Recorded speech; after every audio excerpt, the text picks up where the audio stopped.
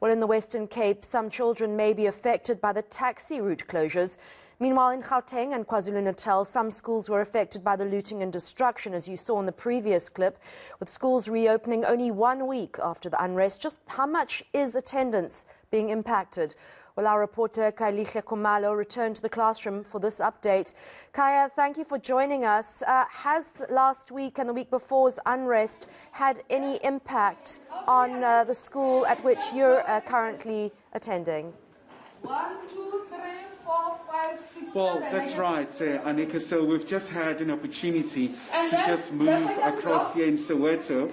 And I mean, so luckily it's one of the areas that has not really been affected by the incident. So the learning and teaching is underway, and it's quite a very big day for the education sector as they try to recover.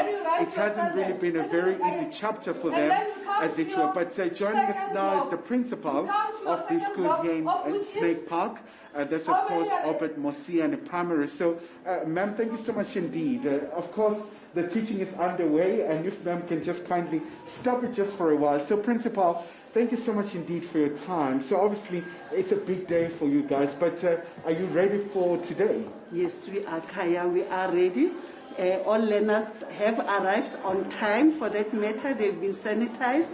And we'd also like to thank the MEC for sending us the screeners, so they arrived on time and everything went well. And obviously it hasn't been a very easy chapter, you know. So much time has been lost, but also the issue around the rotational in terms of the learners and the pupils coming to school and so forth. How have you guys been able to cope with that? It wasn't very easy, Kaya, like you are saying, especially with the little ones. You know, if they come today and they don't come tomorrow, you know, when they come back, it's like you start all over. But we've tried our best. They were given homeworks to do at home, and the teachers were monitoring the homeworks to make sure that they are not left behind. So with the little ones, it was 3 days in and 3 days out.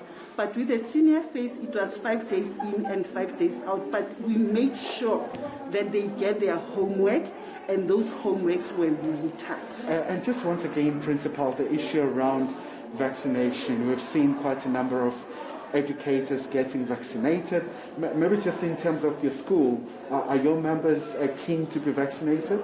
Yes, most of them are vaccinated. The only ones that were not vaccinated are those that were in isolation. So I had, I think, around 17 cases that were in isolation. So they are just waiting for their 30 days.